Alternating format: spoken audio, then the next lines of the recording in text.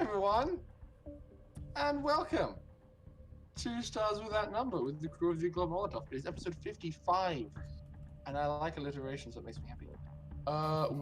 Once again, we're a bit later because I have a job, and that job demands my time in exchange for my money. So it's going to be a bit shorter, but that's fine. I'm just going to go, and we're going to have a good time.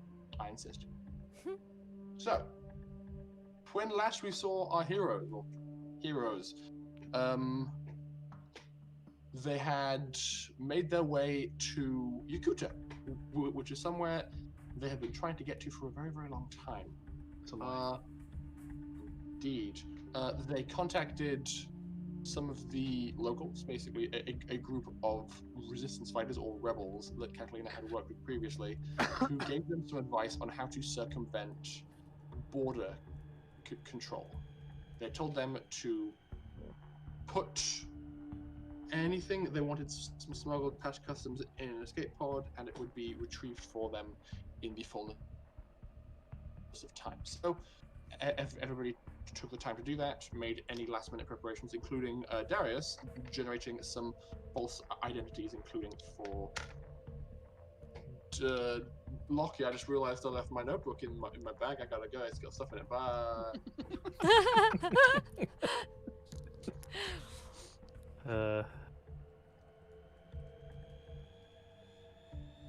To be expected, yeah? Notebook! Here. Ah, yes. Hang on a second.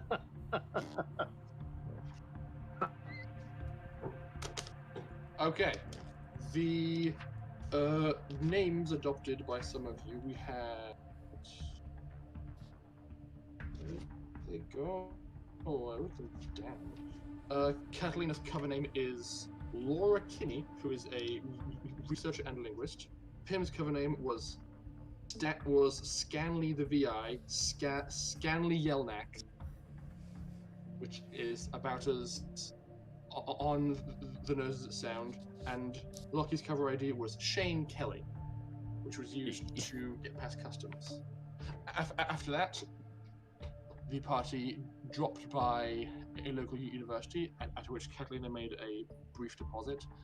Then they traveled to an old folks' home, where they encountered a supposedly senile librarian who had a surprisingly large number of her wits about her. After grilling Dr. Charles and Lockie and coming on to Pim just a little bit, she granted them access into the basement of the library, which holds a secret base. The party then had a chance to meet Sparks, who is the Resistance's tech genius, Eva, a very charismatic and experienced woman, and Ivan, who is the combat and weapons expert on the crew. After exchanging pleasantries, the party decided to sit down and exchange words. But that is not where we are going to be beginning this evening, because Darius and Dimitri are not present. So first, we are going to focus on Darius for a little bit. Okie dokie, bear with me. I'm just setting up my laptop so that I can get my stats and shit up, but keep going, because I will totally pay attention. Lovely. Now, Darius, I last left you in the capable hands of Tazi, as you were basically being her male chaperone, so that the mechanics and engineers at the commercial port you landed the Gloved Molotov at would actually listen to what had to be done. So it's been about 10 minutes since the party left, and you have managed to successfully convey to all those who need to hear it what has to get done to the Gloved Molotov, thanks to Tazi. And it's around this point that your inbuilt compad chirps, and it seems that you have received another message from the Emmersion. Oh, excellent. Sorry, Tazi, give me a couple of seconds. I've just got to take this call. Okay, sure. I sort of just walk to somewhere slightly less populated and Answer. Hello. Darius? That would be me. Excellent. The meeting time has been moved up. Please get to the rendezvous point ASAP. Wait, what? Why? Okay, fine. It's need to know, and you'll know when you get here. Yeah, alright. Do I need to bring anything? Just yourself. Fine. Alright, let's go then. Okay. And I flick off. Tazi, I'm gonna be out for a bit. I'll come back. If any of the guys start being pricks to you, just tell them that they'll have problems with me. Will do, but it should be okay. Thanks, though. No issues. So, if you like, you can. At this point, you haven't gone through customs yet, but I assume somebody of your caliber would be able to generate a false identity pretty easily. Yeah, I can do that if you want. Roll for it or whatever. But considering computer skill, I figure that it's fine. Fair enough. I mean, can Alice, can you, in lieu of Darius, just roll 3d6 for his computer's roll, just as a formality, because there's always a chance, however small, that something could go wrong. 8. 8 plus your 4? Yeah, you're good. Yeah, it's 12. So what false ID would you like to generate? Name or persona? Mohammed Laszlo, 28, comms engineer. Okay. Lovely. So you are given a very familiar, run through of the local security theater. You get scanned by the security goons, asked how long you're staying, all that jazz. But you know how to handle all this stuff, and are able to make it through with no issue, and can hail a taxi to get to where you need to be. Yeah. So the moment I get through, I immediately delete that entire false identity. Okay. Good thing I made notes. Cross it out. Sorry. That's all good. Basically, the way Darius works is he's going to fly by his pants, and if he needs an identity, he'll make it on the spot. Fair enough. So you can hop into a taxi, which will probably cost you about 75 credits to get you to where you need to be, and you are deposited at the entrance to a back alley. There's several large... he's probably changing devices, I assume. Goodbye, my hacker. Goodbye, my friend. Goodbye, my immersion. Oh no. Are we good? Chris, are we good? Test. We can hear you. Fucking son of a bitch computer. Sorry about that. All good? Yeah, I'll just shrug, tip the cabbie, get out, walk into the alley, You twist my neck a little bit. You have been here before, and you know that there is a very unique setup for this meeting. Basically, there is a dumpster in this alley with a false bottom. So the top appears to be full of trash, but if you approach the side and apply pressure in just the right spot, a door just slides open, and you can step inside. And you know from having been in one of these before that the interior is set up like kind of a confessional booth. Yeah. Yes. So there's going to be another person in here too, but there's like security glass and like a tinted visor in between the two of you, so you can't actually see each other. Just see your shapes and hear each I'll other's voices. just slap the side of the dumpster as I walk by and walk through the opening door. You just step on in as the entire seat just pivots out. You sit down, it then pivots back in with you in it, and you are in a very well manicured, like fancy looking dumpster interior. And there is just like an amorphous, roughly masculine shape just cast in shadow in front of you. Mine, but now you want me in person, as always. Of course, Agent Darius. You know how this works.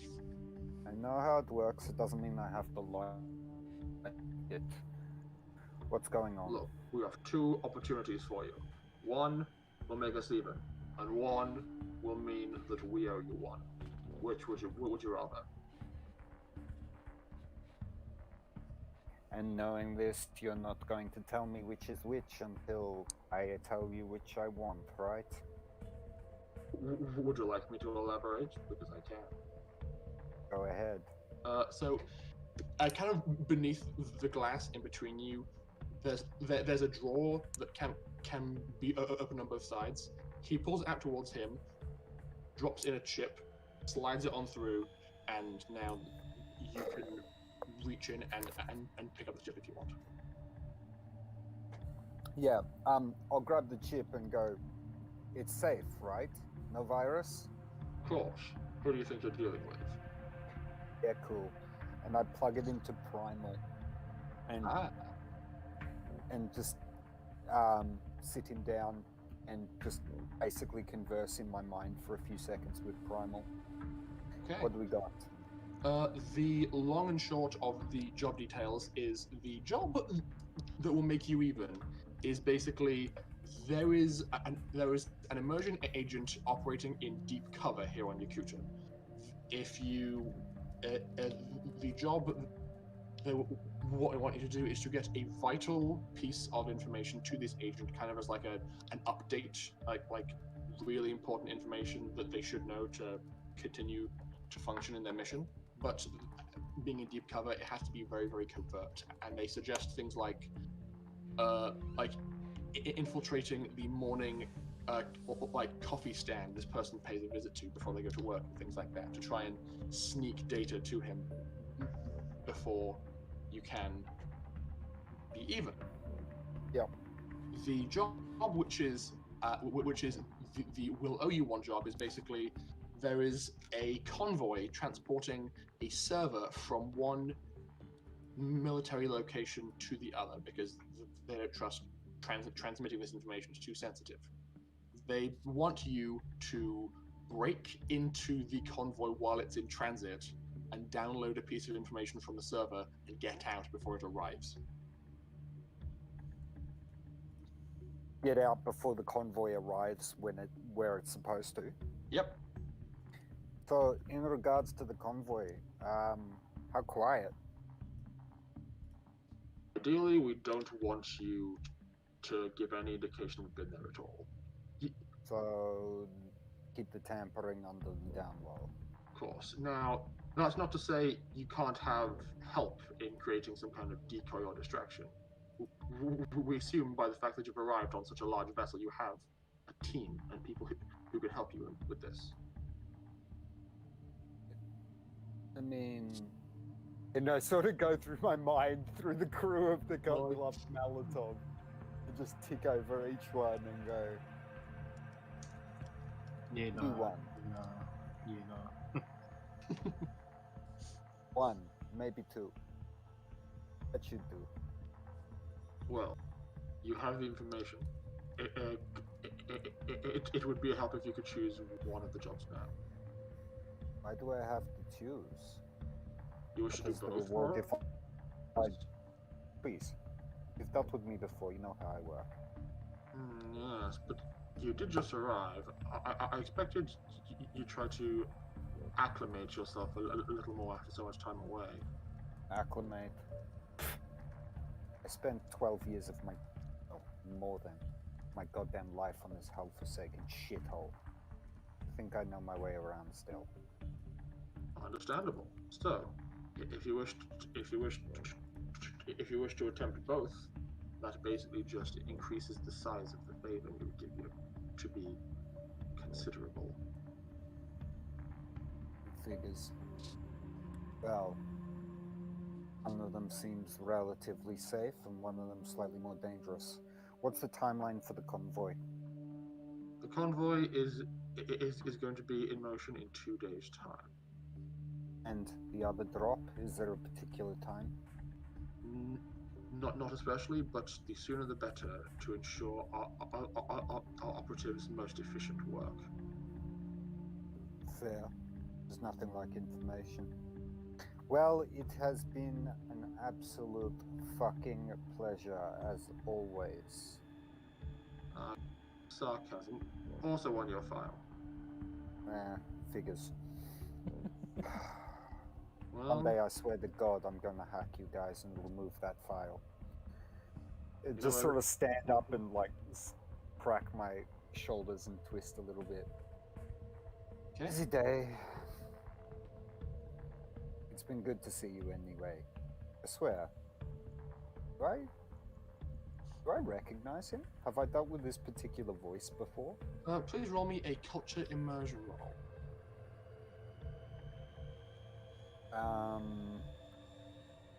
Yeah, fuck. Alice, can you do that one? What I've is got it, my 2d6? stats up now. Yep. Yeah. 6 and a 3. And Ooh. the, Yeah.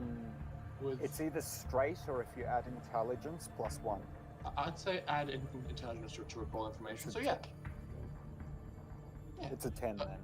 I think, like, you have an ear for voice modulation, and while you've never actually met this person, you've dealt with this handler a few times previously. Yeah, I'm just gonna casually drop job he's previously mentioned me to me and just go, look, I'm surprised you even bother reading the file anymore. I thought we dealt with ourselves enough last time. What was it? That old one? Bar? Back servers? No? That was you, wasn't it? God damn it. What Fix good your you were. fucking voice modulation. I get up and walk out. Okay. Yeah, you sound like someone who's got a hand over their face. I'm only one person. Okay, so you just walk out of the dumpster, and now we're going to cut across to Dimitri. Dimitri, you are presently still in orbit on the Milan. The crew. I have been practicing my English accent. Yes. Hello, my name is Dr. Charles Barker. How can I help you? Would you like a cup of tea? Sounds more like me. Just as you're practicing this, I'd say Lucia walks past the bridge and is all like, not bad. Add like 10% more pretentious than your gold. More pretentious. Okay. Hello, my name is Dr. Charles Barker. How can I help you? Would you like some tea? Yeah, that sounds about right. And he walks off. At this point, the Milan gets a ping from the planet below. It's an encrypted channel. It's basically orbital coordinates and a time at which to eject the escape pod that you know that you and your crew have loaded with contraband that they want to have access to on the planet. It'll be a short orbital adjustment and should take you about half an hour to do it, but then you can take the cargo lighter down to the planet because there's nothing that is keeping you up here. Sure. Okay. Do you want me to roll stuff? Oh yes, please roll me vehicle space.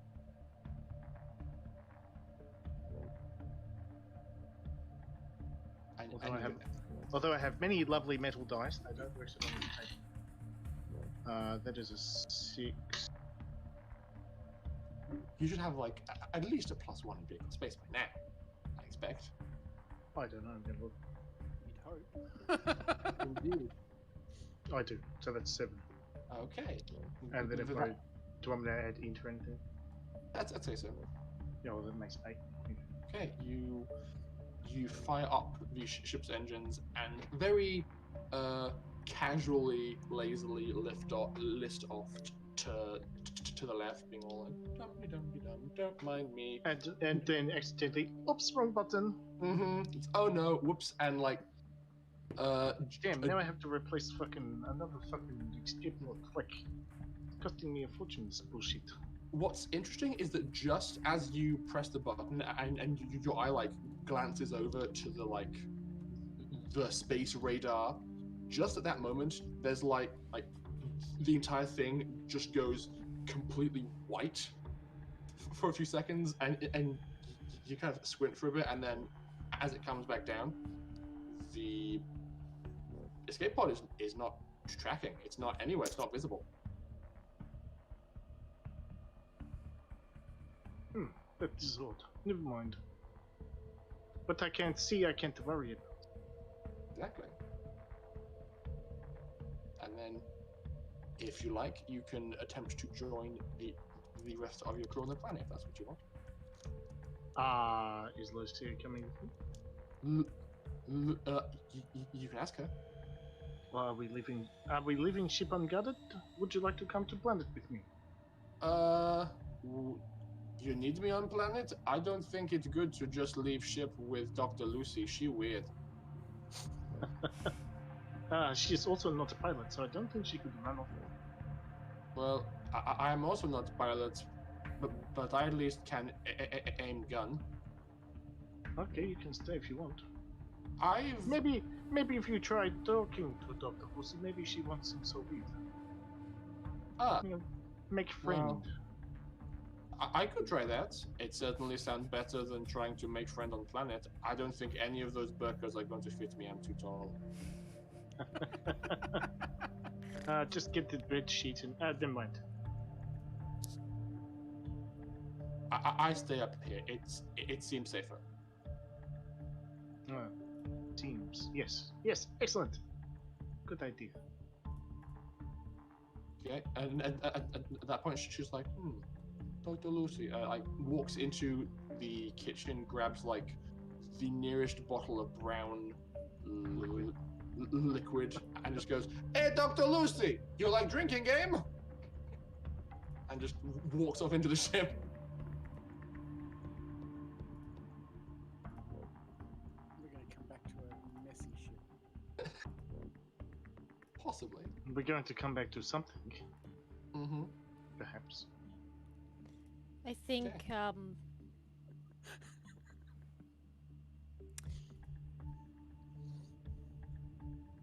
yeah, no comment. Okay. With Lucia, it could go anyway. It could go many different ways with her. So It could go upright or vertical. Like. So now you can pack a bag, jump in the cargo lighter, bring. Are you going to bring Molly with you? I assume so. Duh.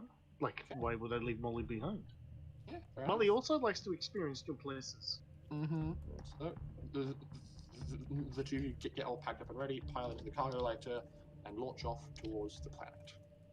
And now I will cut back to the rest of the party, assuming that both Dimitri and Darius are in transit to their location. If that's what you want, Darius, I'd probably head straight for the coffee stand. Oh, really? Okay, fair enough. Okay, so now, sure. Pim, please roll me,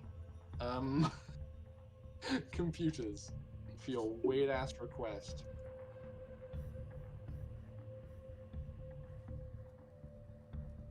Add intelligence while you're at it. And I'm going to adjust my map over to the Shady Creek Old Folks Home map. 4 and 2, which is +1, +1, so 8. Okay. There's not a huge amount of livestock in the immediate vicinity of the city, but if you were to travel out of town about half an hour, things would start to get more rural and agricultural, and you could probably find what you're looking for out there. I'm not looking for like any. I'm looking for just any livestock within the city. Basically. Within the city, probably not a huge amount. Well, Like- where they are. And I'm not looking. As I said, I'm looking for any amount. Any amount. There's a petting So the zoo largest somewhere. amount within the So the largest amount within the confines of the city or just outside it. I'd say there's probably a petting zoo that is used to amuse small children. It is the most you can In find. a shopping center? Not in a shopping center. Like they would bring the animals to things like a birthday party in a back garden or things like that. Okay. And Not you quite have what I'm after, but well, you're looking for livestock in a busy city. It's not like there's not a lot of crossover. yeah, I understand. Fair enough. So, the rest of the party are all hanging out in a nice, sneaky underground base. You've all just sat down around the table with Sparks, Ivan, Eva, and just as you guys sit down, the librarian also makes her way downstairs and walks in the door and joins you for the meeting. Okay, so who wants to go first? Spark said, I can take a stab at it if you want. I have some of the information you have after Katalina. You were able to find out about my brother and sister? Your brother, no, that is not something that people have been paying much attention to, Oh, Boshimoy, okay. unfortunately. But your sister, yes. So I managed to do a good amount of research. Just 1 second. Okay, go. Okay, so the man who is responsible for this is being randomly generated right now because I forgot to give him the name previously. Nah, reuse that one. 86. Oh, well, that's such a douchey name. Oh, it's such a douchey name. I love it. You're the best, Rory. Just saying. Okay, his name is Jakob Hanna, which I think is pronounced like Jacob, perhaps. Oh, yeah. Yes. How do you spell it? Yakub. Yakub. What's his last name? Hanna, Hanna. Okay. Says, Jakob Hanna is a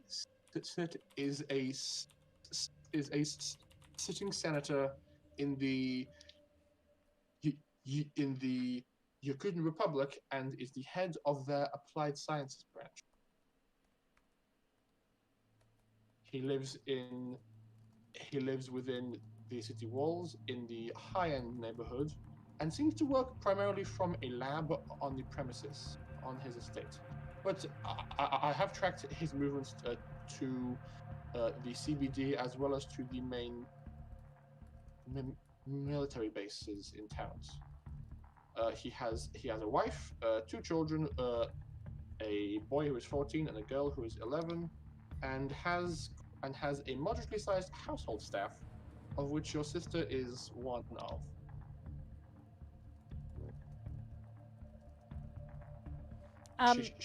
Sorry, the kids, one was a boy Yes. aged how old? 14, And the girl? 11. Thank you. Okay. He goes on to say, I have only been able to gain this information because of my special friends, and you know that he's referring to a system of drones that he uses. Yakootah has a kind of an antiquated stormwater drain system that Sparks is able to access, so he sends reconnaissance drones through them and basically does surveillance through the drain entrances on various important locations. So he brings up a holographic feed of someone who looks just like your sister, wearing full classic Yakootan raiment, just walking around a market, doing things like buying vegetables and other groceries, packing them into a bag, and then after a while she boards a bus. Sparks brings up the various bus routes that go around Yakootah and says she takes several different buses depending on the time, but all of them converged in this neighborhood, and I was able to get a more accurate fix on her location from there. I don't see her going anywhere but to this market and back again. It seems like that's the only place that they trust her to go. I also managed, and he swipes across and brings up a list of like transactions. It's like I managed to sneak out and scan the card readers from some of the people she's been dealing with. It seems that the account she's been working with only ever has exactly how much she needs to go to the market and return to where she lives. So she doesn't have any money aside from what is given to her by Hana. Do I recognize any of this behavior as familiar to her character, or is it really out of place? This is very out of place. She would not feel comfortable being refined to a house, or being dependent upon somebody else for her money like that. Am I also... Do I know if she's the kind of person, or at least would have been back when I had lived with her, the kind of person who would allow someone to control her like this? Or would it have to be like something pretty bad for her to...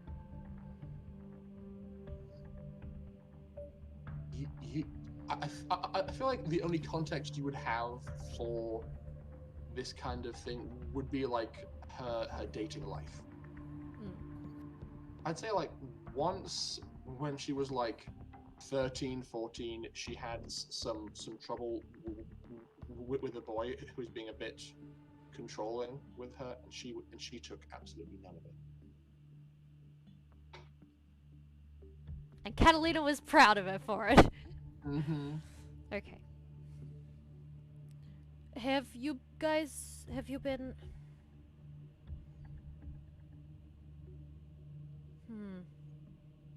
What is her behavior like? Is she... No, you would not know. I hope this is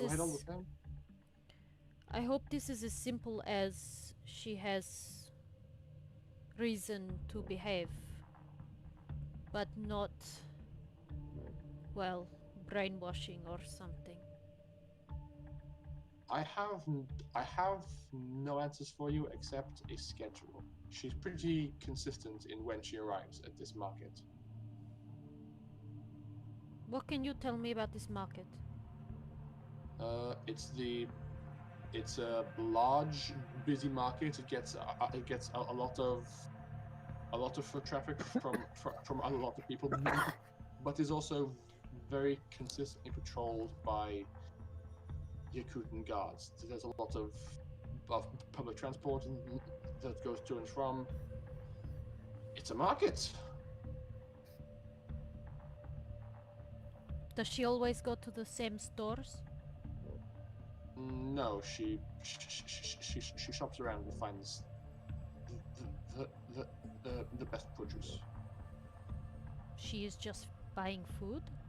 Just buying food and then going back to Jakob's big house. Has nobody approached her? She has been approached a few times by people who who were busking or being sociable. I didn't manage to get any good angles on her face during these interactions, but they were brief.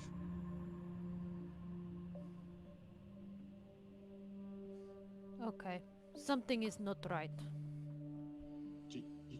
You're telling me if this girl is anything like you, this is weird. She is like mini me, but with bigger heart.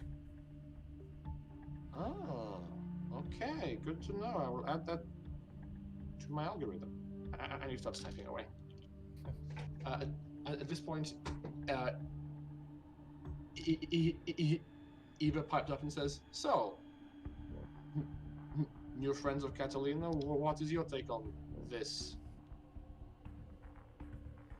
They do not know much of Annie, but they are very smart, so I would also like to hear what they think about the situation.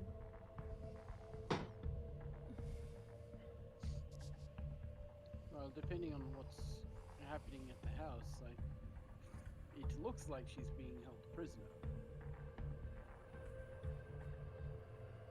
I'm just happy that you think I'm smart. Loki, do not underestimate your ability to think tactically. Just playing with you. Lucky, at this point, you realize that Ivan has produced, like, on the table next to him, like, he seems to have converted the 3D scans of your body into 2D, like clothes patterns, and as he's watching the presentation, he's like cutting the components for a suit out while he's paying attention, and will occasionally like hold up a panel to you and be all like, and then keep going.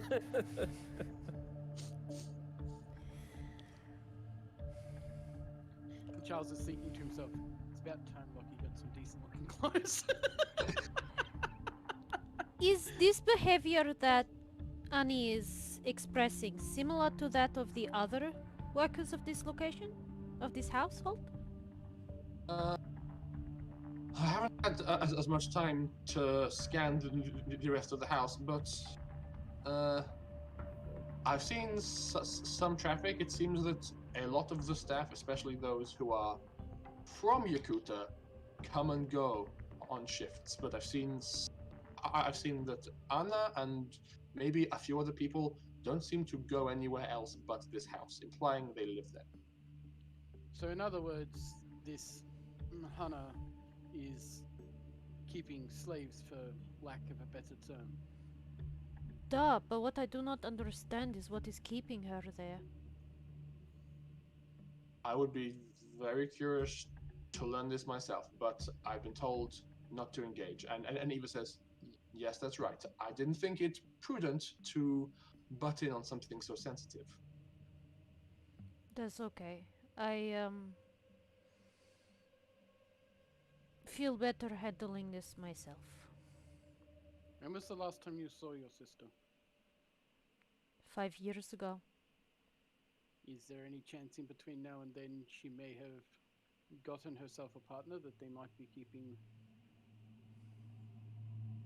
I don't know. gun to head? I really don't know. All I know is that she was taken.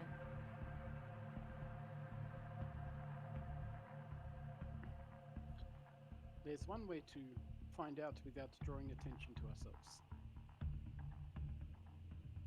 But it requires Dimitri and Molly to be here. Duh, this is true. Spark says, oh, you have a friend? Is he not here? Why is he not here? You know He was Dimitri? waiting to launch the escape I pod. do? Ah, he is pilot that come pick me up. Oh, that Dimitri. Oh, he seemed nice. He... I think he would prefer to be here for this, to be honest.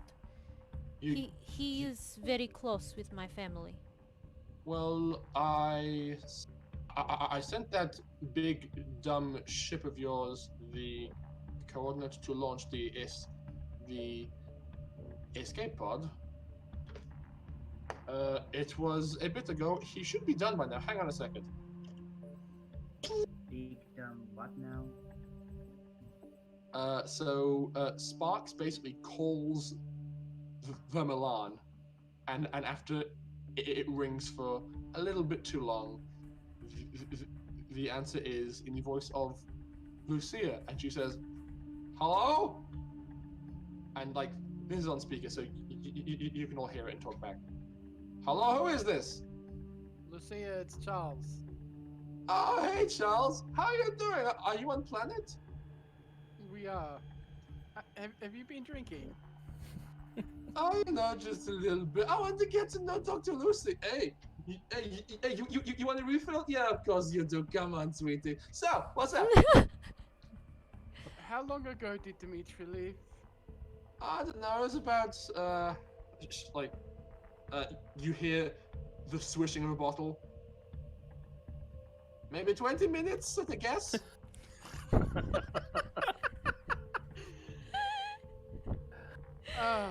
Excellent. I guess we'll call you back in tomorrow. "I'm gonna be busy tonight." "Okay, goodbye." She hangs up. Catalina's just kind of grinning in the corner like, I'm not surprised. NPC so much. Do you know who sees too much? Pim. He's Okay, not on so- the ship. so He at sees this nothing. point, Dimitri. At this point, Dimitri, I'd say you probably touched down on the planet. And the question is, what ID are you going to use to get past customs?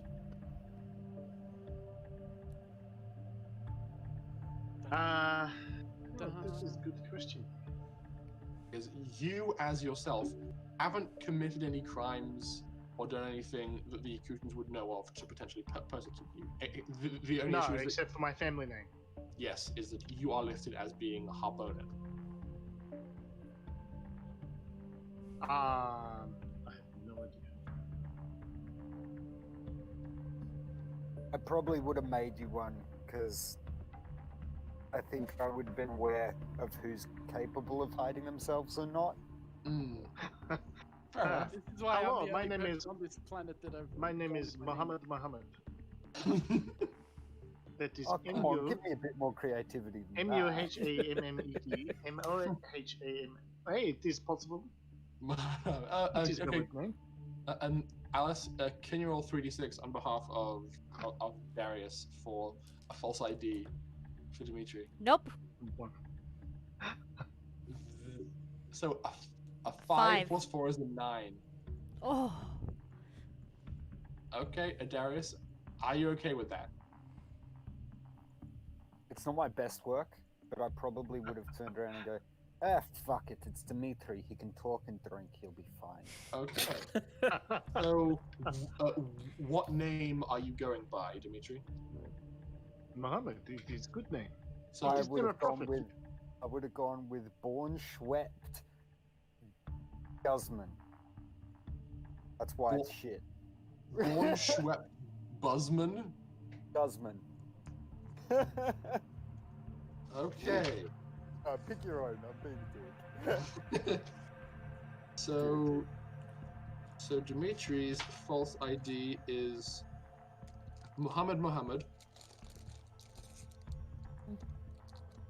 My parents were in love with the prophet a lot. Okay. You make your way through customs, and I'm going to make a roll on behalf of the customs agent to see if she is sus. She's not a very good customs agent if she's not. Your false ID. I mean, you'd be surprised, like, people have taken suitcases full of guns accidentally onto airplanes in the real world and not been picked up. So... Well, she does not clock your ID as being fraudulent, but she does have some questions for you as you're like standing in this queue. First off, she says, Okay, Mr. Mohammed, have you got a permit for that animal? Animal. The insect. Oh, that is my companion insect. I did not know I needed a permit. No, well, we do normally like to have some form of ID. Most planets will register extraterrestrial insects or other life forms just to inform other places of any potential threats or concerns there may be in relation to them. So, if you like, we can provide you that now. Okay, so she give me the form. She basically like slides over like a data slab, and it's things like name, species, planet of origin, potential threats to the populace, like questions like that. Like Molly, I don't know what species you are. Molly says, hang on. I just write IXTHCXLQL because that's how you spell it in. Molly says, Stranted, I think. Class G Stranted. I think I would just put G Stranted. Otherwise they will ask what class F and A are, etc. Well, I can have questions for you too if you want. No, it is fine. We want to keep this simple. Okay, so G Stranted, and she spells it in your head so you can type it out. Okay. So there's also things like diet. Human food. That's easy. Human food. What do you write under potential threat to the populace? Extreme. Love. None? No, love. Love? Oh, okay. That is threat on this planet. Oh, wow. So you are able to finish this form and just slide it back over. She goes, okay, are you sure about this? I don't see how this insect can give you love. It's an insect. But it is my companion. It keeps me warm at night. It gives me nice hugs. Give me a persuasion roll with charisma. I don't have any. What are you talking about? Definitely not. It's 3. Oh no. She says, aren't you an expert? You can re-roll that. Yeah, you can if you want. It's 4. Right. He can re-roll it. Mm-hmm. This is where he gets stopped by customs for a cavity search. She says, okay, we're going to have to do a little something. Just give me one sec. Give me one sec. Yes? Molly? Yeah? Can you show her some love? That maybe she'll let us pass? Oh no. I would love to show her some love. Molly. Okay, that's probably not good enough to pass the mental effect save.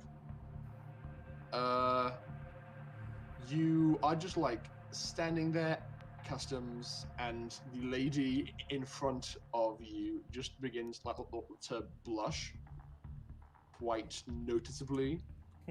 She turns rather red and is all like, oh, I have to go on my break, and she just leaves. Am I free to go? Yes! And just keeps walking. Damn, Molly is a weapon. Woo! Told you, she's full of love, and she wants to give it to everybody. I gave her all the love. I noticed. She turned an interesting shade of love. Okay, let's go. Let's see if we can find the others. And you make your way back out into the city. Darius. I was going to say, do I have some kind of witness I'm heading for? I'd say you were probably given that information by Katalina, so you'd know where to go. Yeah, you can hail a taxi and make your way there. Well, I mean, Dimitri's been here before. As he has, but probably spent a good amount of his time just like around the docks. I was going to say, I don't think I've spent a lot of time in town. No. And it's probably changed since I was here last. Now, Darius, so you said you wanted to go to the coffee stand directly. Yep. It's based on the info you've been given. It's a bit late in the day for this okay, so to be going by. Okay. I do have a question because it will determine what I do. Mm-hmm. What information have they given me about the guy? Have they given me anything about the compad ID that he's got, or just an appearance, or call sign, or like there's obviously got to be some way I identify him. They have given you a scan of his appearance, as well as his regular coffee order, and probably his compad number. Sick. If he's got his if I've got the compad number, I'll head there. Oh, okay. Even though it's not quite the right time to actually see the guy. Yep. Okay, so you head on down the road and make your way into the bustling central business district of Yakootah. And after walking around for a bit, you find a coffee stand. There is a very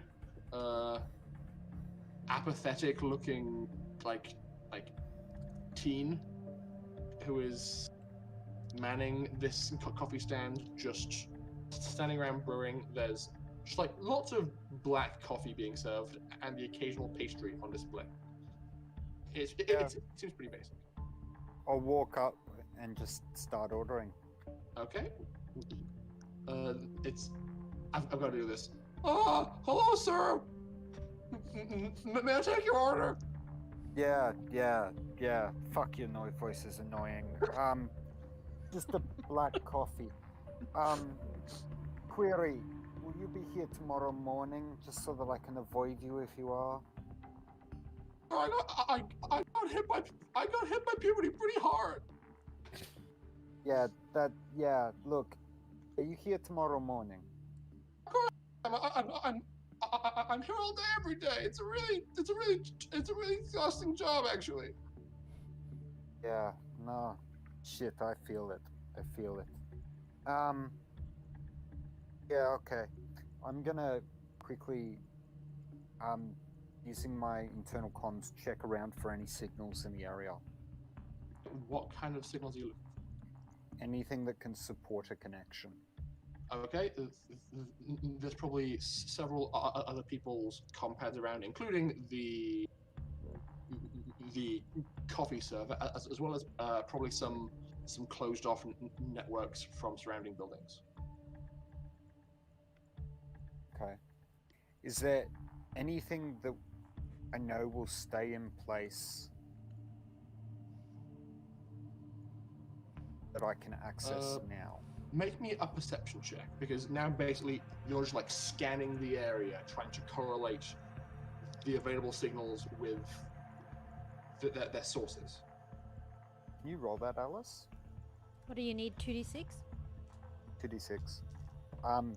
Is that perception with intelligence? Oof, that's perception with wisdom. Bad.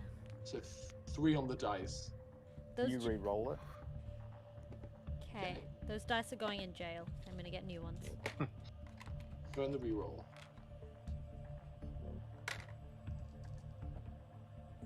Wow, they're just as bad. Okay, you It's a 4. do not see anything that immediately jumps out at you. Like, unless you can gain access to any of the closed-off networks from the nearby buildings, Everything else is just people walking around. Okay. Does the copy place not offer free Wi-Fi? It's the space future. Of course not.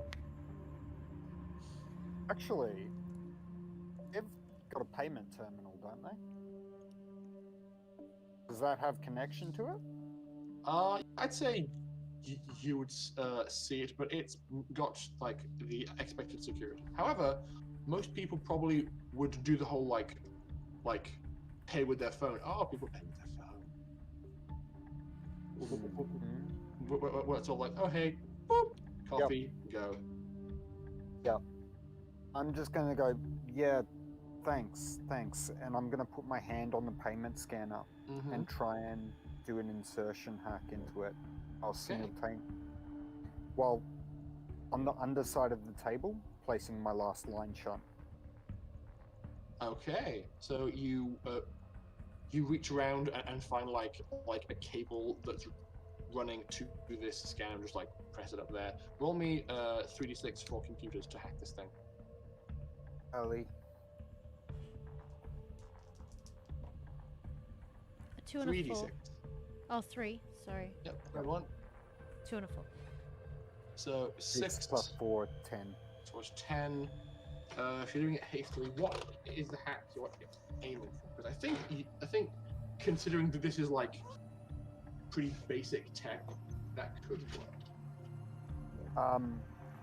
Basically, if guy's phone comes within range, number of his compad, put a pop-up on the screen.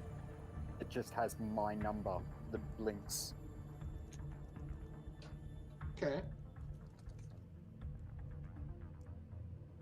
Yeah, that's feasible and cool. I like it. Yes. You just like implant that small pop-up hack on the device, and as far as you know, it works. And just at that moment, this squeaky voiced teen says, "Sir, I've got your coffee order." I take one sip and just go, "Fuck you, man. I need like vocal." I just sort of like shaking my head, just semi-annoyed. I mean, Darius is an asshole. He probably would mock the kid, so he's just gonna keep walking away. As you walk away, you just hear the kid say, "Oh, yeah, sure thing, Mom. Get a job, Mom. It'll be great for your self-esteem, Mom." Thanks, Rory.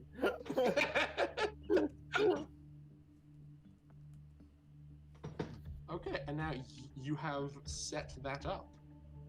If you like, you can also converge with the rest of the party if you wish. Yeah, I'll start heading back. Okay. I'm going to assume, for the sake of narrative convenience and to keep people from repeating themselves, that everybody still at the secret base is going to wait patiently for the rest of the party to arrive before continuing the conversation. In the meantime, while that's happening, Katalina will be explaining to them and telling them about what they've been through.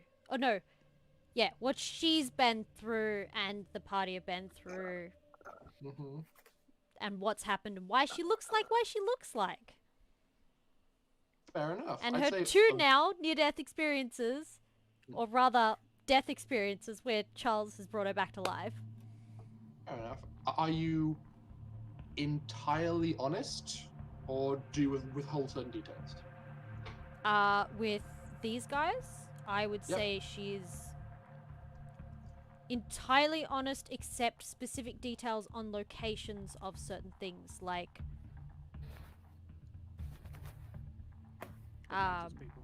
yeah, like where the Mantis people are, the specifications of maybe Mumina,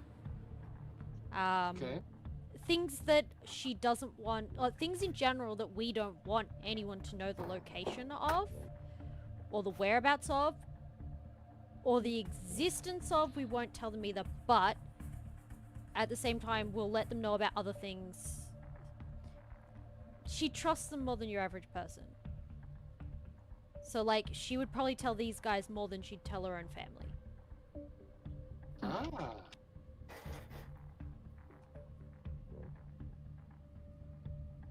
So, like, she would still tell them about what happened on Mumina, but she wouldn't tell them it was a planet called Mumina and where that planet was. You know. Huh? Why? I hiccuped. Oh, I thought you said why. Sorry. Because I was gonna say, because she's an inherently distrusting person? No, I hiccuped. Okay, cool. Imagine me and Dimitri. When I arrive, I'm just gonna walk in and go, "Ah, Sparks, you fuck." Well, I guess party's started now. Sparks sees you after. And, you know, I'm gonna say so. Like, cycle back a bit. We have the librarian. Dimitri would probably get there first. Yeah.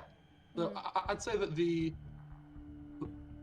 Okay, so Dimitri, you walk to where you're meant to be, and at this point, I'd say the librarian has left the underground area. And so Dimitri, you walk into a nice, well-appointed library, and you can see an older lady is sitting behind the desk, basically organizing books. And she sees you walk in and goes, "Ah, hello, sweetie.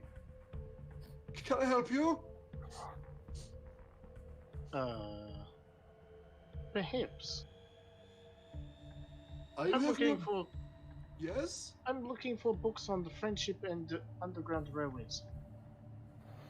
Underground railways, you say?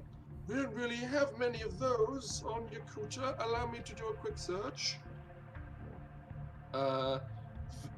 As the rest of you are all just, like, at this table downstairs, the main hall projector, like, in the center of the table, projects a camera feed of the library showing Dimitri, and there's just a question across the screen that says, "Is this guy cool?"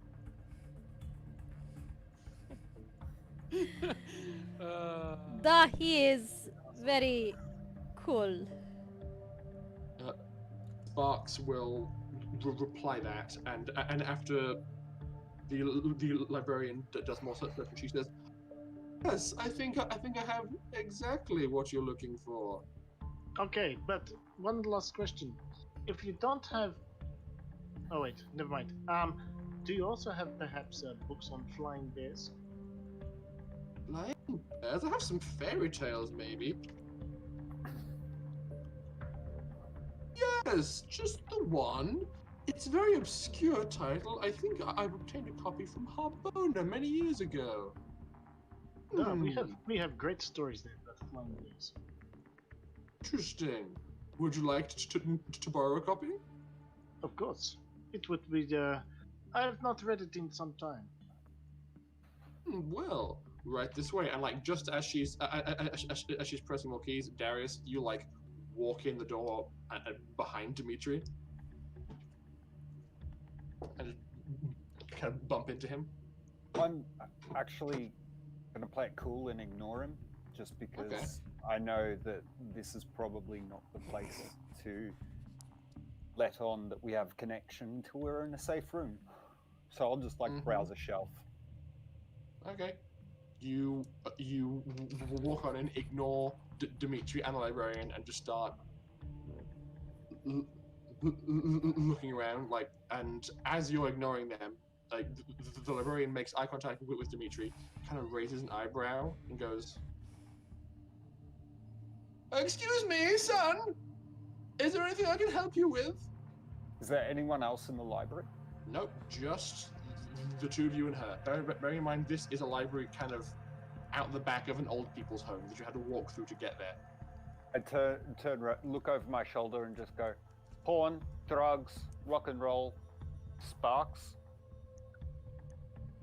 She just like rolls her eyes and says, "At least this one was a bit more cool."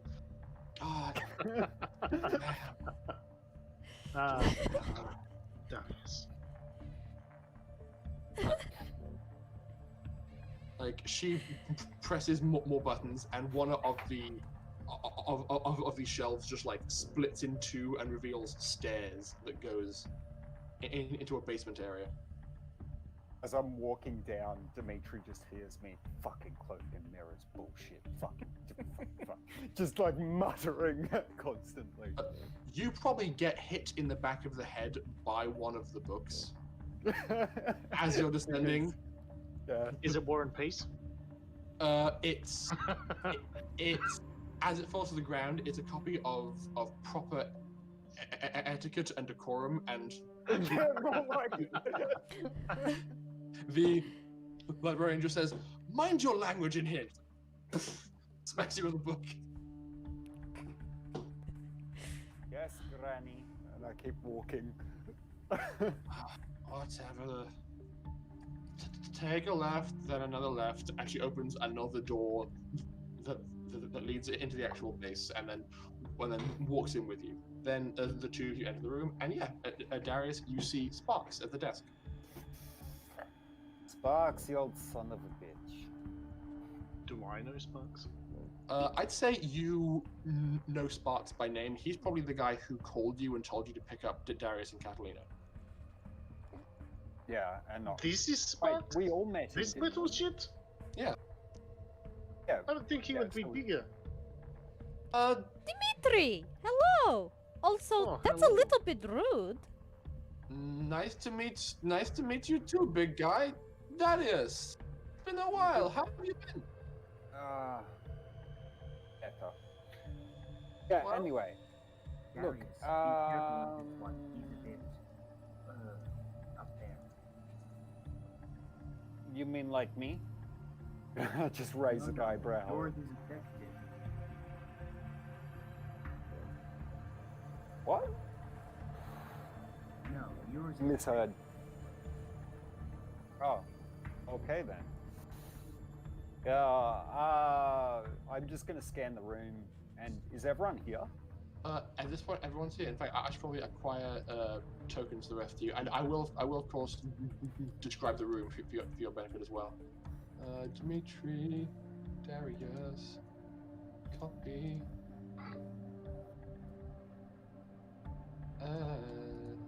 These two. So, over here to the left of the room is something that just screams Sparks is set up. There's like server towers behind him, various different screens and holo projectors set up, including a small catapult that seems built to fire daggers. Not darts? Nope, daggers. In the center of the room, there's a large holographic projector with like 4 tables haphazardly shoved around it with chairs to sit at. There's a few other smaller desks off to one side next to shelves, and then through here there is what appears to be some kind of gym or sparring area with a setup sparring dummy and a few punching bags and other tools. I imagine Darius is going to be terribly rude and walk over to the catapult and just start playing with it, aiming it at the wall. Well, yeah, sure. Spark says, do be careful with that. It's a little sensitive. Yeah, figures. And it just goes thum, thum, next to the server. Oh, that is... It does active form. I'd say he just yells, Darius, you know how hard it is to get good service here. God, just... I tell Katalina, I tell you, I tell nobody else. You all leave my servers alone, okay? I know. Hey, actually, got an idea for you. What? There's a convoy coming in 2 days. Do you want some more info? Always? What convoy?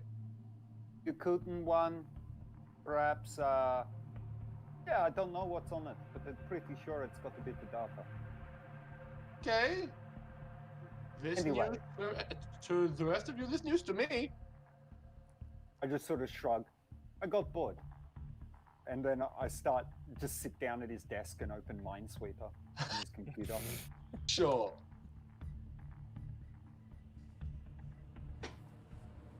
And Dimitri, what do you do?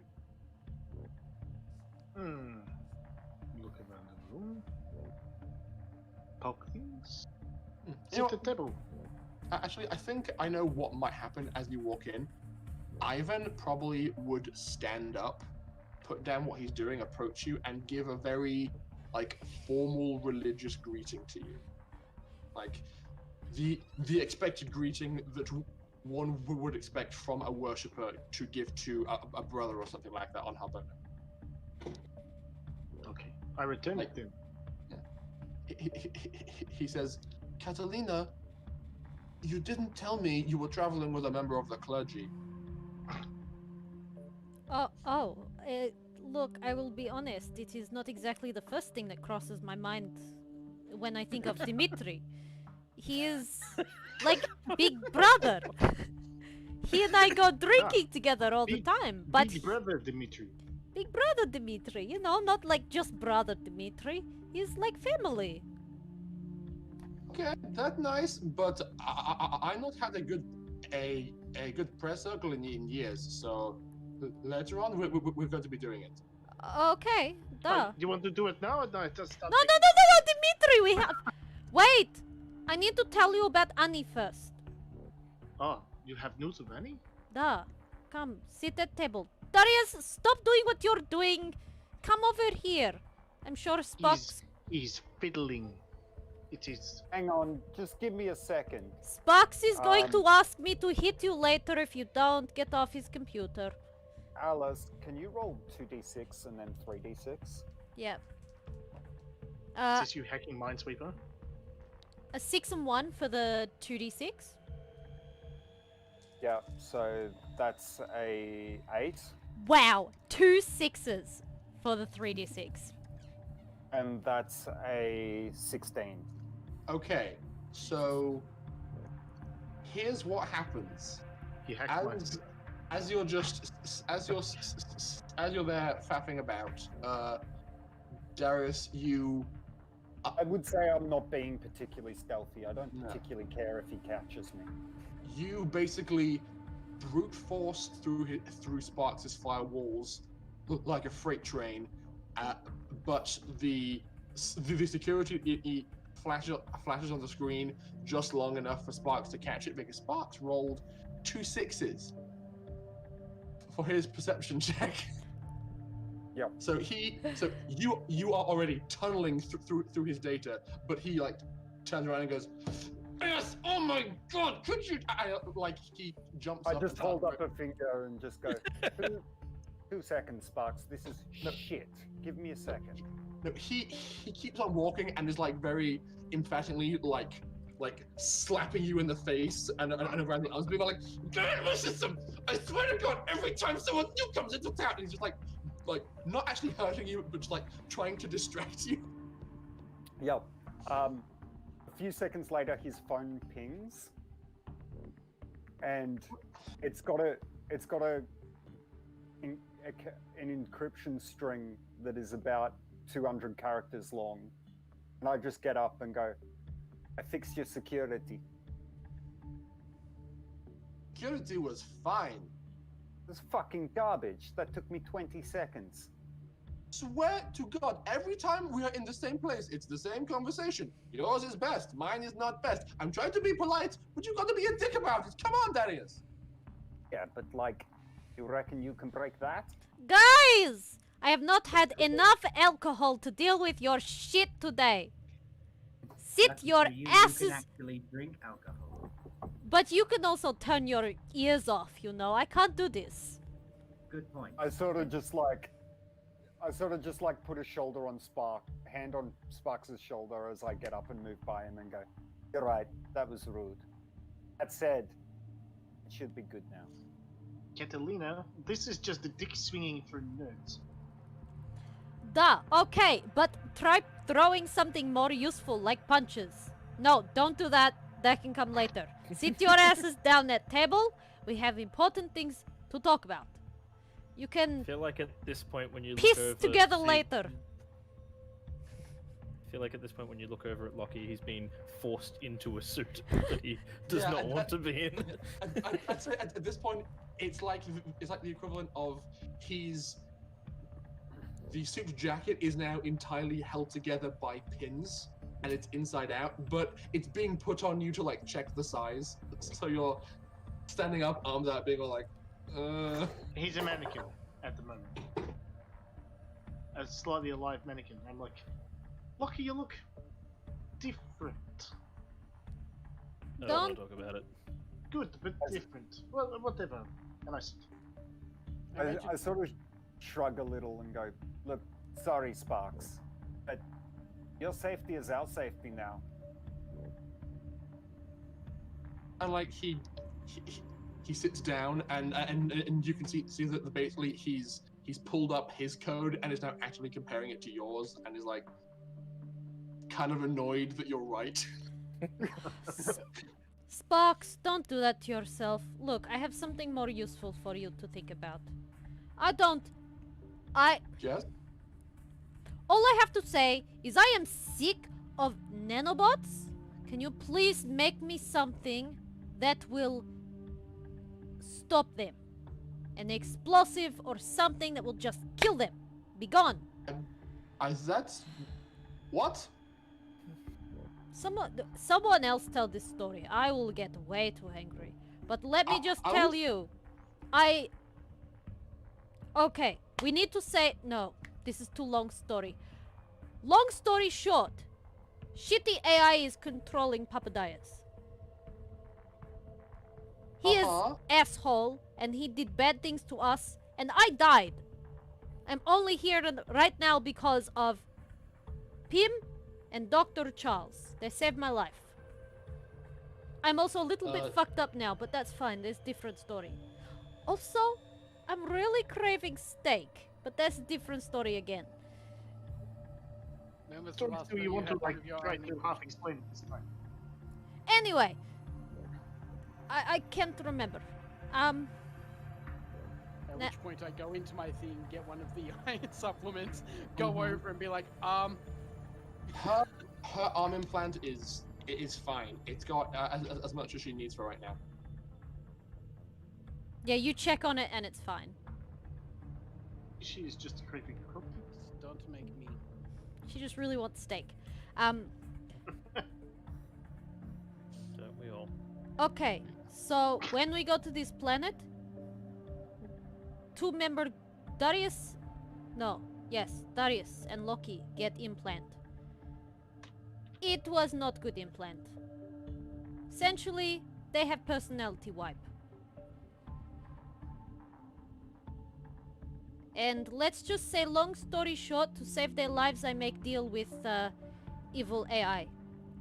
And he infested my body with nanobites. And oh, let me just tell you, he didn't just infest it, he fucking took over. He's pizda.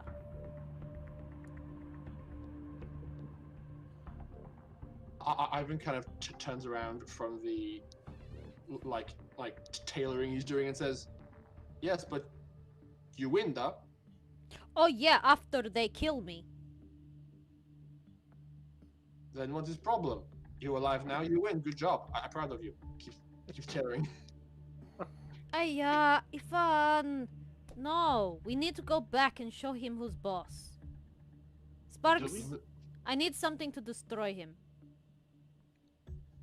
You want me to destroy an AI? Well, maybe not after your game with Darius that you just lost. I I've been don't. operating with the most up-to-date information I had. Just because this guy has been swanning about the sector, seeing all the cool new possibilities, doesn't mean I can keep as up-to-date as he can. Sparks, you can have think it access was- to our logs, okay? You Whatever. can check all the things, but I need your help. Hey, good, thank you. I will look into it. I have some strings I can pull. Just get back to me in a bit, okay? Okay. Now on to the more pressing matters. My little sister Annie is on this planet. She seems to be being... I don't know. Drank. She's being drank. She is not captive, but is some sort of hostage, maybe? She seems to be working for one of the senators in their home as one of the household staff. Sparks basically goes back over his PowerPoint presentation and explains all the information he mentioned earlier, but just like pares it down to the essentials. So she's around town, she goes through a market, she is working for this guy, so on and so forth. It's all explained to the two of you who are here. Dmitri is not like Annie, and you know this. There's something wrong. Very, Do you very think wrong. Do you think she would recognize me? I don't know. Do you think perhaps I could pass her a market and offer her a blessing? Wait, what am I saying? Of course she would recognize you. Are you sure? Do I recognize? Would my never mind. Dimitri, I sort of you have not changed I can put the this hood much. on. Duh, I can be like secretive. Duh. You also have Molly. You don't need to say or do anything. Oh, yes, good point. What were you going to say, Darius? I'm gonna just nudge Sparks and just point to the projector and go, do you mind if I... Sure, whatever. You've already touched the rest of my stuff. Yeah, I add an extra slide onto the end with dot points, and it's basically an action list of things to do. And I've put basically Catalina's sister, question mark, Rob Convoy, exclamation mark, and then third one, ask Sparks about power.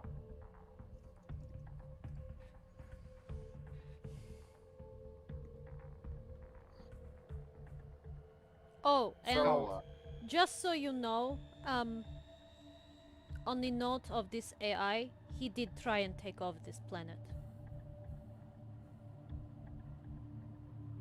But we're safe now, yes? Barely. Well, as far as we can tell. Okay, well, you know, at this point, I'd say Eva would say, well, Katalina, you know the mission statement. We are here to save Harbona from Yakootah. We can't split our focus like that. We need to save Harbona first. Duh, of course. And if saving Harbona means Yakootah goes down, then we may need to put some attention into an evacuation plan for those of us who wish to go to Harbona. But if some evil AI is going to topple this planet, Look, it is the thing. It would take over this planet, then it would take over Harbona, then it would take over, then it would take over, then it would take over everything.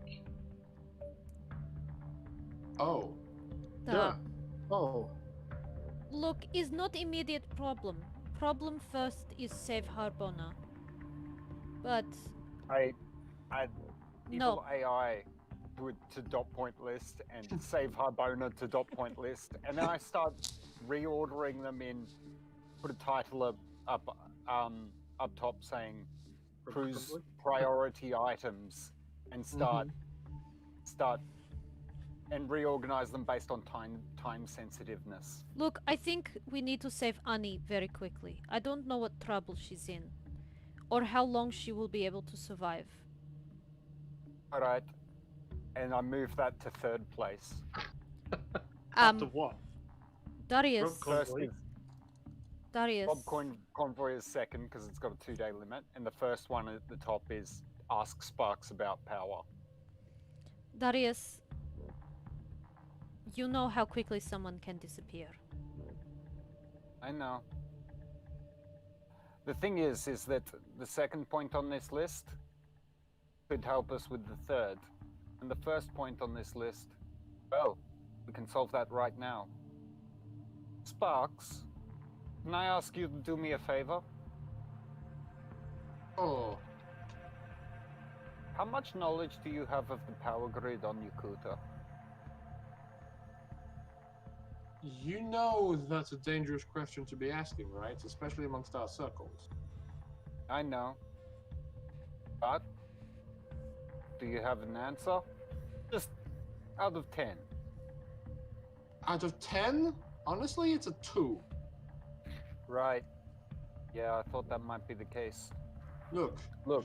you are very good, and I am very good. Together we are very good, but whatever kind of firewalls they are using, disgusting. Absolutely disgusting. I sort of shrug for a bit and go, look, before I got off planet, there were more power plants being built for the military than were needed. They're powering something. Yes, we've seen them building more and more since you've left. 3 more have opened since you left. It's getting a little bit ridiculous. I don't know where the power's going. No one knows where this power is going, and we can't find the source.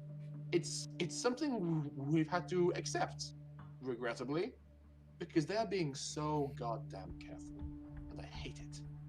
Just once, can someone be lazy and slip up? That's our bread and butter. I sort of sigh for a bit and tap. Well, at least you know. And then I move it to the bottom of the list. Okay.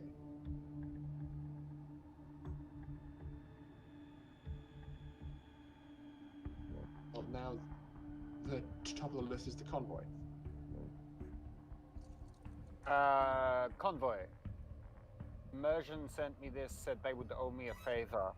I figure busting Catalina's sister off this planet and getting her to Harbona is a pretty big favor. What is Alternative. this? Well, military. Hang on. I'm gonna pull the chip out and plug it in and basically just bring up the data on the convoy. Okay. But what do they want us to do? Take it? Blow it up? Turn it into a fucking parade? Like what? So Not that big. So the available information on this job is there is a convoy of vehicles traveling from the main military base to somewhere else. I'm just going to adjust the map and show you guys full-scale map. There is a path that leads from the military district. Someone's been busy. Yes, I have. So there should now be visible a path in pink. No. No, Nope. hang on. Put on the right layer, Rory. Put on the right layer. I'm working on it.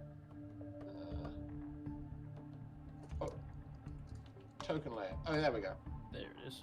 So the path basically leaves the main military district in the top left corner of the main city, winds through some streets, goes along a long straight, and then goes into one of the other military compounds towards the east of the city. It leads through a tunnel and goes through 2 like overpasses, I'd say. Like 2 buildings are connected via sky bridge towards the end of the journey. And the convoy is jeep, truck, jeep. Each jeep has 3 soldiers and a drone pilot. The truck has a driver and a guard.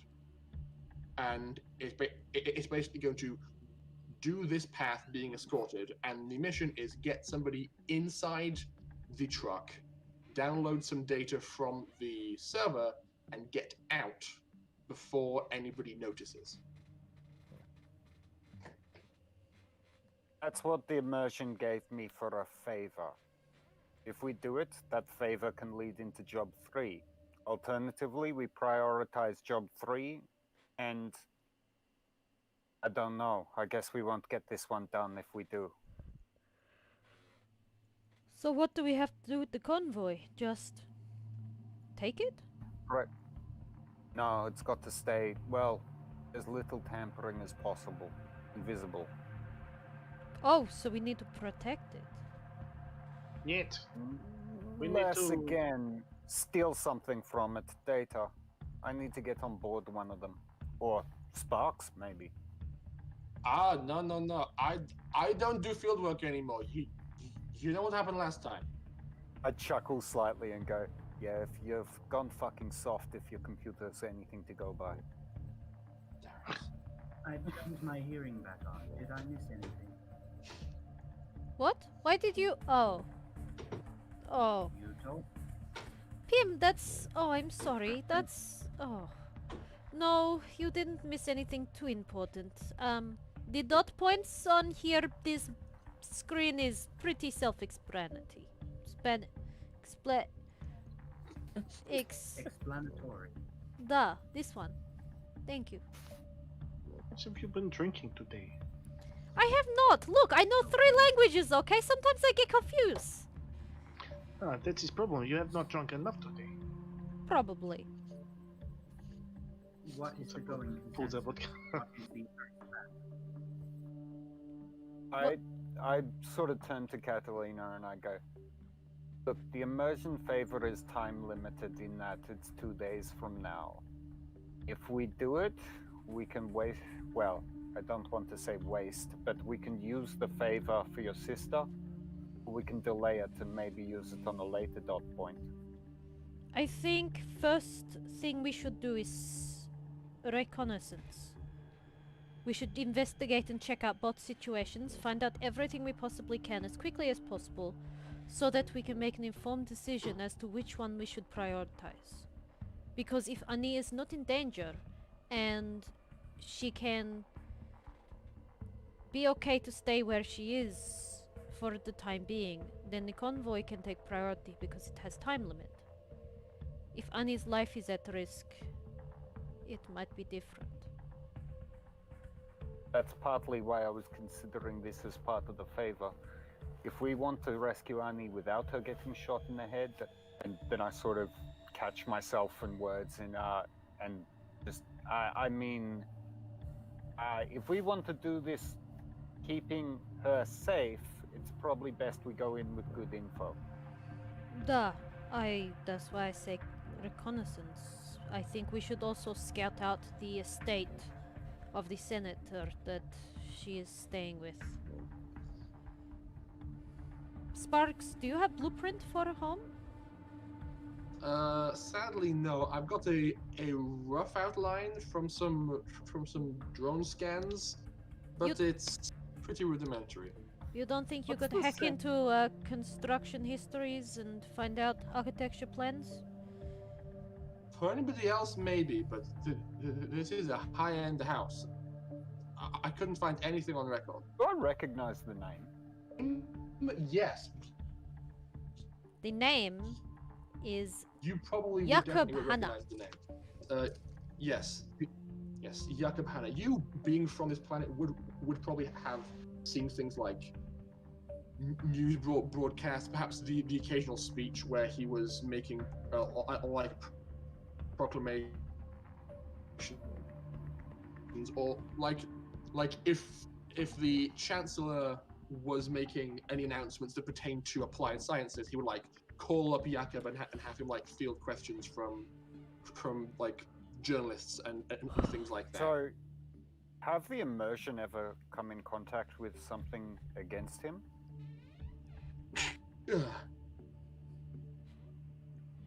Sure, dear me. Bless you. Can you please roll me culture immersion once again? Alas. Come on. Nope, that's Snake Eyes. I am so sorry. You are drawing a blank, Darius. You can't really remember. That being said, can I also make a roll, since I have culture Yakootah as well? Yes, you can. Yours will be more general to like public information and less. Yeah, what I know about him Yeah. maybe as his like career nonsense. Sure. 10. Is that With with a 10? intelligence? If you're recalling information, then yes, with intelligence. 11. Okay, 11. You probably, I'd say there's probably one memory you had, which was of like, you weren't having a very good day. Things were pretty blue. You walk back into your, at that point now, empty apartment, given that your roommate wasn't around to share it with you anymore, and you turned on the news and saw this guy doing an announcement. Like, the way he fielded some of the questions people were answering was very clinical, very matter-of-fact, and like deadpan serious. In terms of a personality, to extrapolate from that, he's a bit of a worry, because he was just like, so Okay, so Catalina's gonna actually, upon remembering this, she's gonna pull up some recent like appearances that he's had on TV and show everyone that this is the person that we're dealing with. The rest of you can get a similar impression of just like serious guy. I'm gonna take a mental photo. Sorry, Ben? I'm going to take a mental photo. Okay, sure thing. Dr. Charles? Do I recognize the type of person this is from the university? Psychology. There's always that sort of group. Fair enough. What kind of role would be appropriate for this? Do you have a relevant culture skill, do you think? I would have said it was just insight still. Fair enough. Okay, so it would be a kind of insight. So roll perception with wisdom.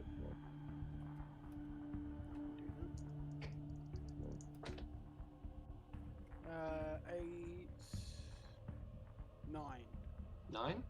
You've probably dealt with a few professors and maybe even a few students who had this kind of holier than thou type mindset.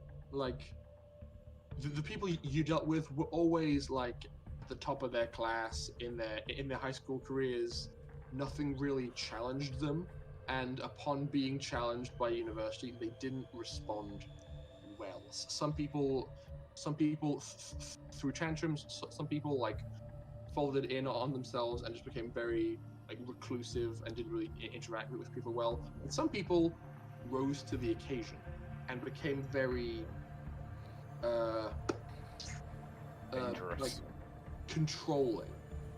They were intense and had very heated conversations with their professors over losing like a single point on a test and like being all like, no, you have to give me this point because in this way I got it right. Just being very like very scary, very scary, determined.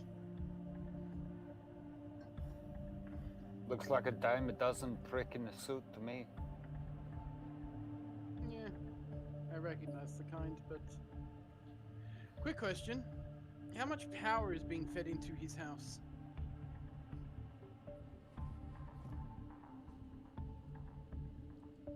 Spark says, well, the entire power grid on Yakootah is pretty heavily locked down, so I could not answer you that. Sorry, buddy.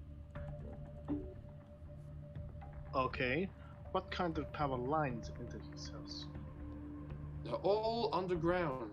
As you've seen around here, they like the clean, crisp aesthetic. I could send some of my drones that way and maybe try and do some scans around if you think it would help.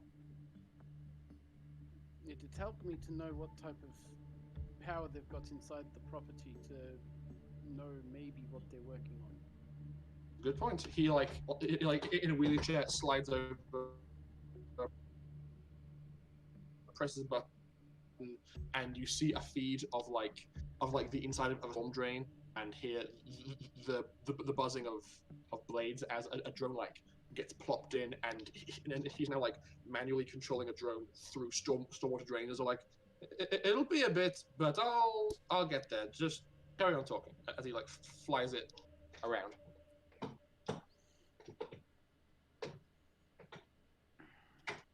I'm just gonna keep watching, and I'm probably by now starting to get a really bad headache. Yes. So I'm just sort of like listening to everyone, but not making too much noise because every time I have to talk, my head feels like it's screaming. So I'm just sort of sitting there like this, watching the drones. Are you rubbing your temple? Does Katalina notice this behavior? Roll me. Dimitri notices behavior?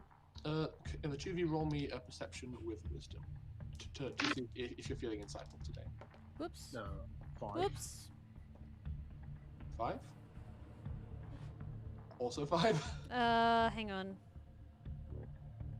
Yes. I'd say you've seen Dr. Charles like this before.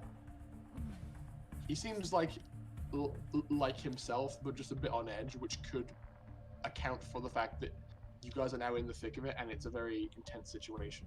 Molly, Yeah? is Charles feeling pain? Give me a sec. Dr. Charles, you hear in your head, "Hey, Charles! Are you okay?" Not right now, Molly, please. Oh, what's wrong? I need my regalia. Oh. And you hear Dimitri, "He needs his drugs." Before this has even happened, Katalina, as soon as she's noticed something's off, has walked and says, "I'll be back." And goes and makes him a tea and puts it in front of him.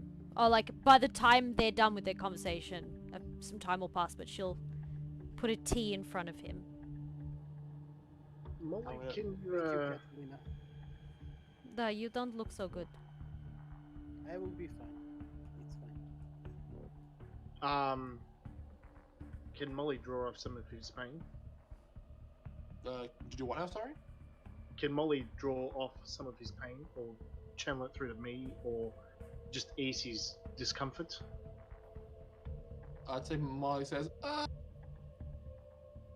don't know. Would you like me to try? Sure. Okay. Dr. Charles, can you please make me a mental effect save, as you don't know this is happening and probably haven't consented to it? Nope. No? That is a 17. 17. Okay, so I you... say this 12.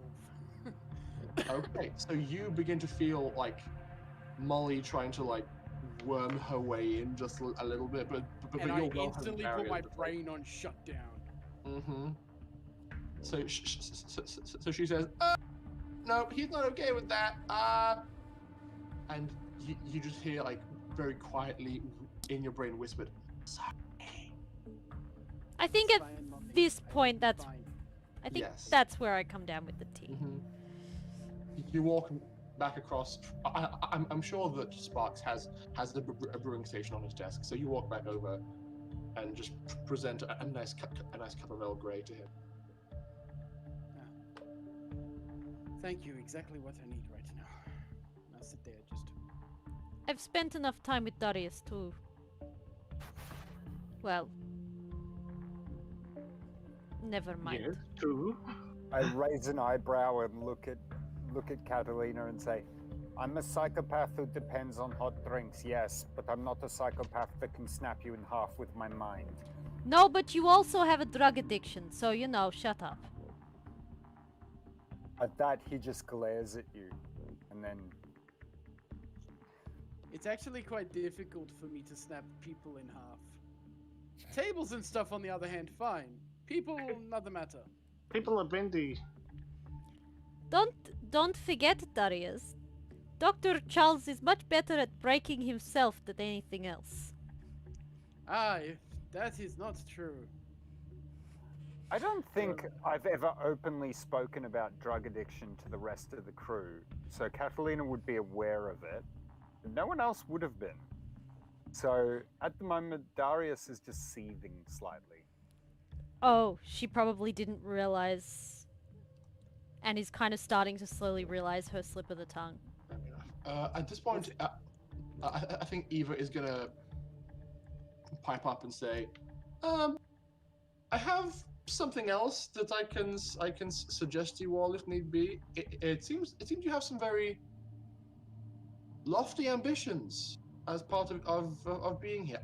We may have someone else who can help.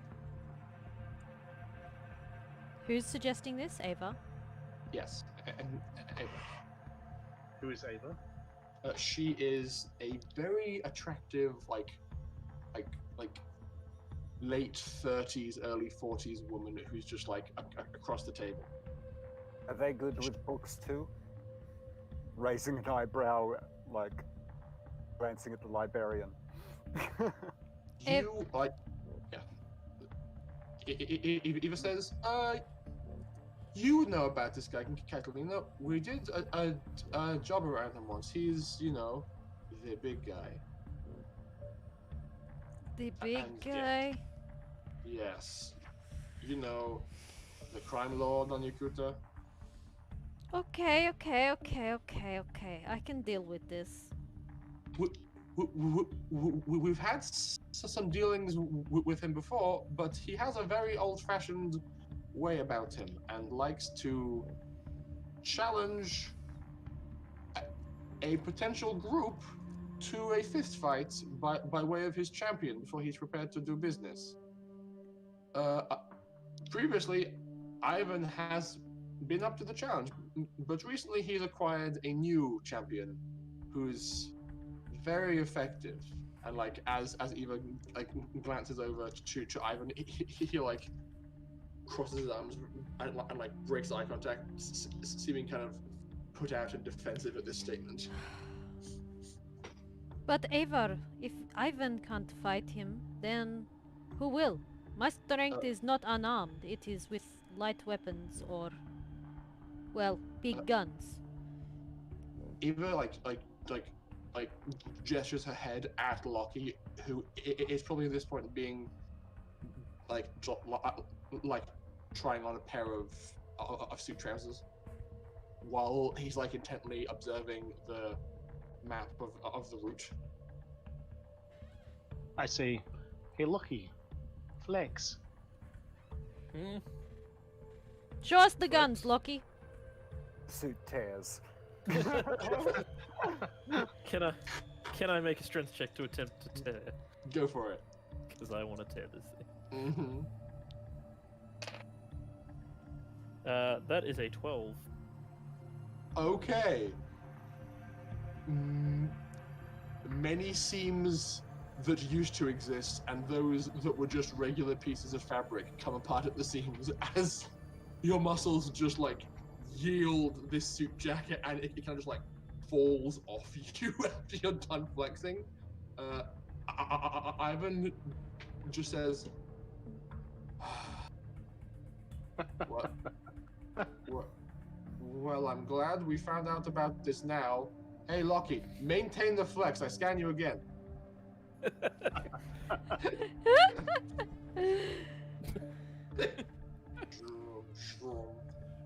And Eva says, that is a glowing endorsement. Katalina kind of like giggles a little bit. Okay. I guess I remember things a little bit different, and I'm surprised Ivan has found the challenge. I'm surprised myself, but this guy very big, very tall, very strong. Actually, he kind of looks a bit like Lucky. Like long hair, tan, kind of beaten up, you know. It's interesting. Do you have a photo of him? Lucky's long. Like, what? It's rugby. Rigby's a scrawny little prick. And Eva brings up like a picture that's kind of akin to the last picture taken at a boxing match, where it's like this big guy sprayed with blood standing over Ivan, who's like on the ground, like unconscious beneath him.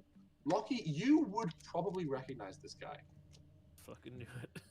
He is from your home planet of Uranus. And while he probably isn't from your dome, you probably had dealings with his dome several times and saw him as part of like their convoy's muscle.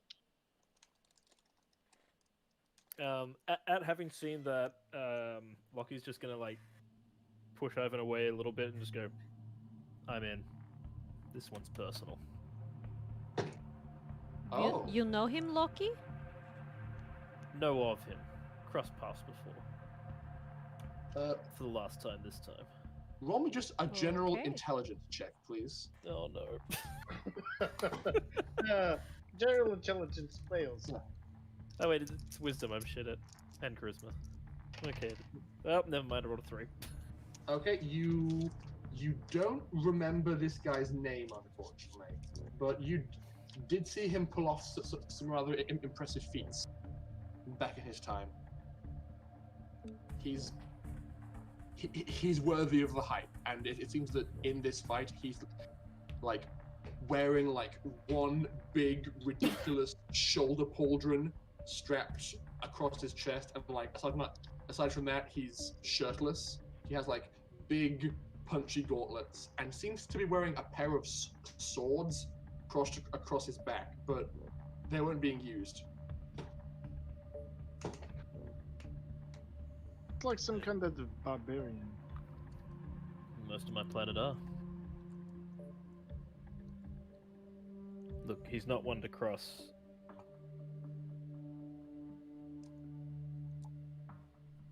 Honestly, Ivan, I'm impressed you're even standing after a fight and half with him.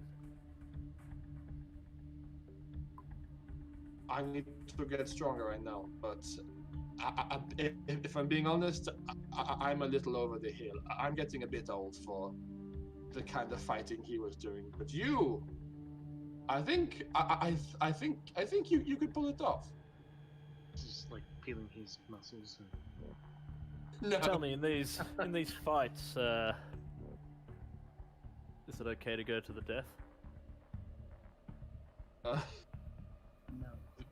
No. The main takeaway I got from the big guy is put on a good show. I fought his champions before. In some fights, I didn't even win, but the fight was so impressive, he was prepared to play ball all the same. So even if you can't beat him, just make it look good, and the big guy will be happy. My only concern is, we get into a fight, it's probably going to be one of us to the death. Well, if you win, I suspect the big guy is going to be on the market for a new champion, and you may be on the top of his list. At that, he'll look over at Katalina, kind of just like, is that going to be okay?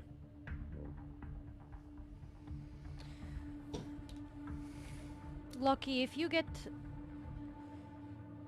you win, and he takes an interest in you, you're not going to be able to easily save your planet.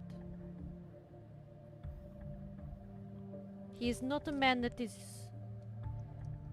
accustomed to things not going his way.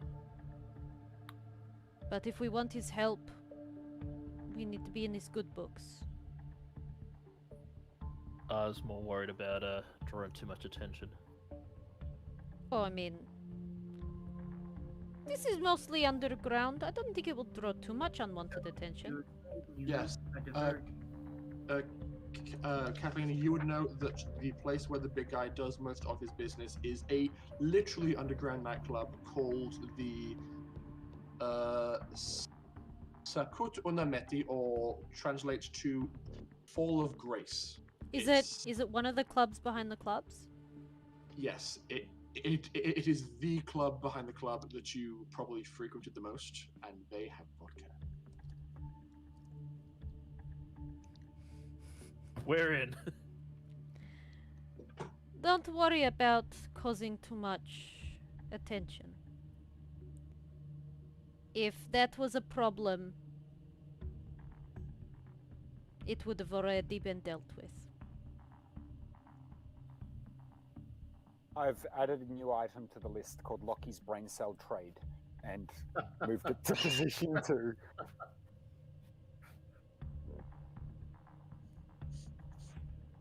Fair enough. In case you were curious, I am actually maintaining this list on the I'm on the aware. map. I knew you would. On the map, is it? Yeah, so the map. Yeah. Oh, sick. It's on the map.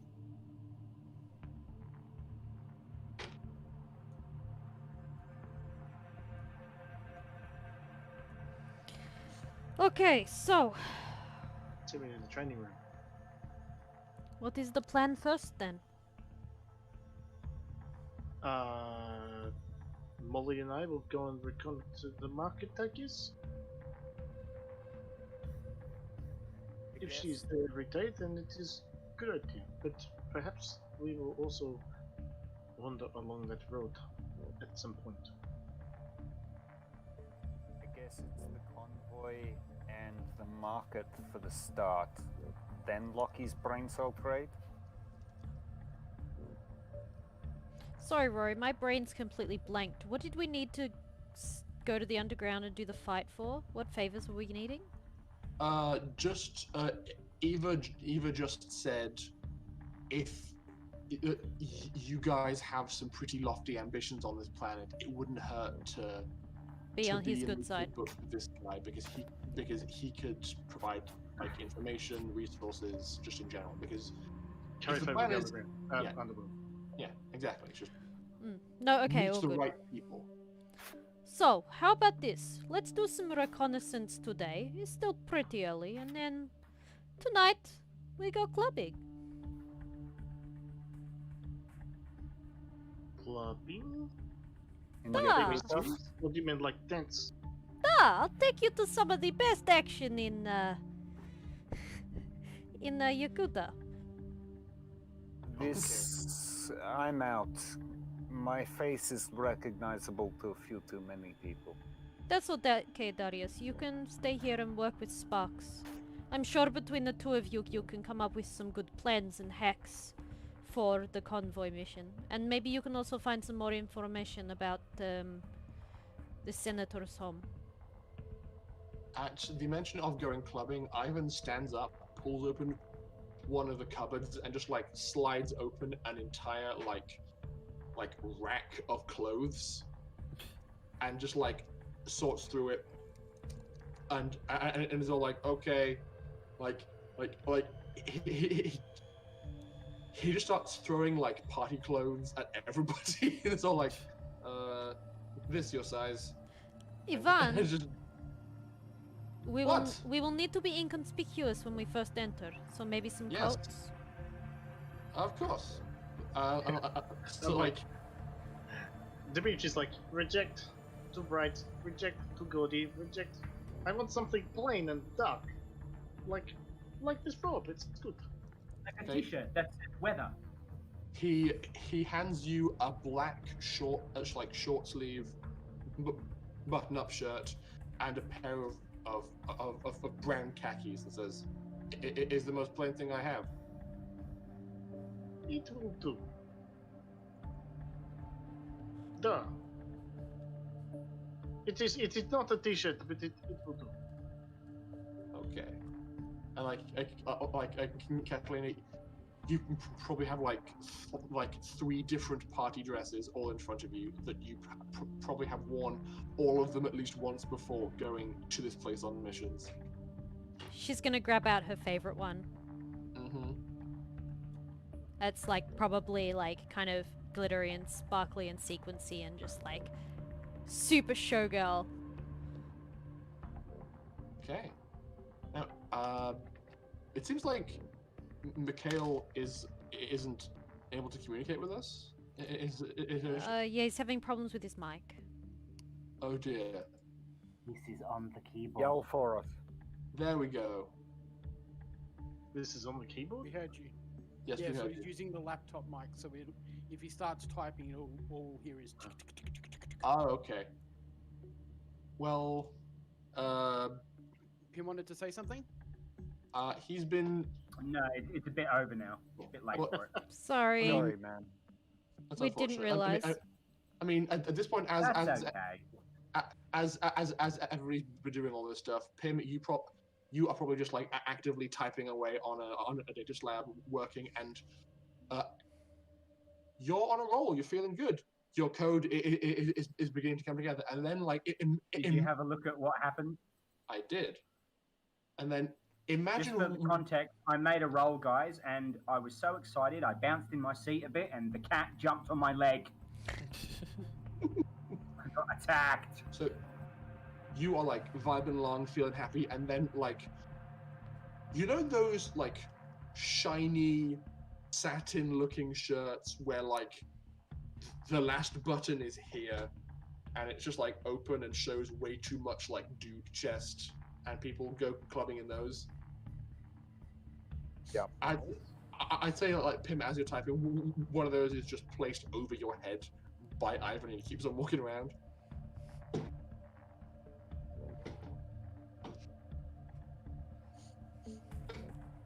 Okay. So if no one has complaints with their outfits for the evening, gather them up and no, you know what? Ivan, Ah, we will leave them here, we will get changed and go out from here later.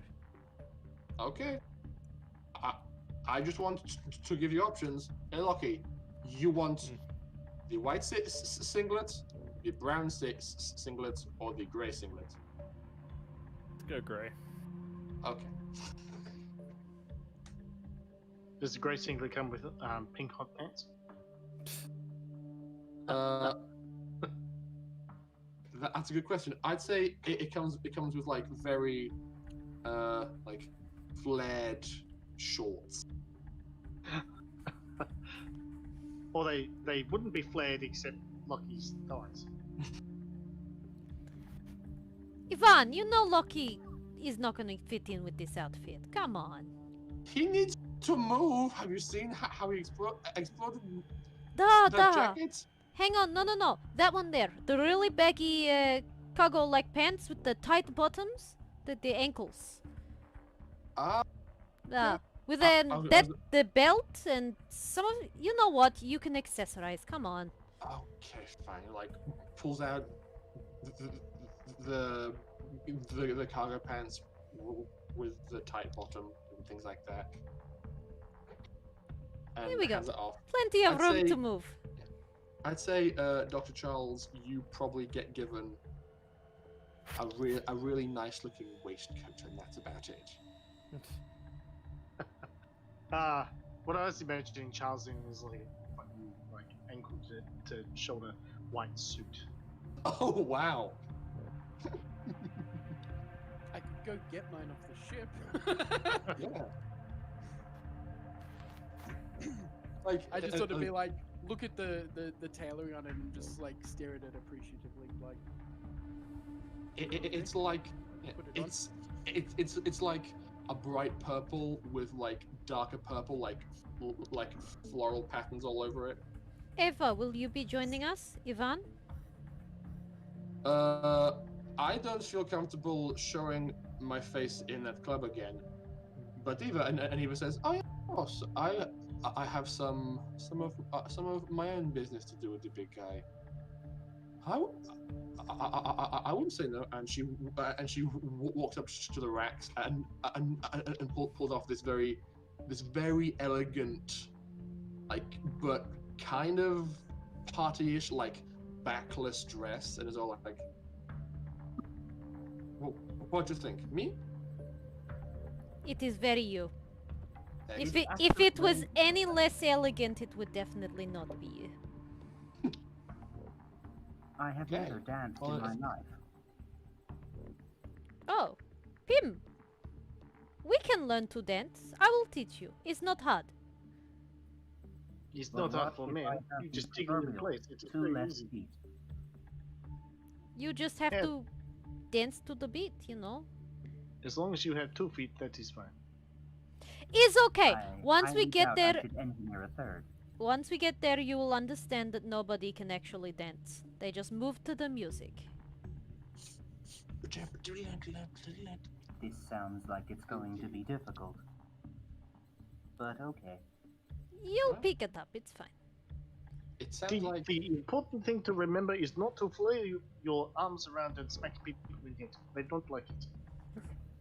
I do have some dance core routines, but it involves a pole. I mean, look, don't get rid of those. It might come in handy. Katalina, you happen to know from personal experience the way the Fall of Grace is laid out. There is like a sunk into the ground dance floor in the center, and like a raised up balcony that surrounds it.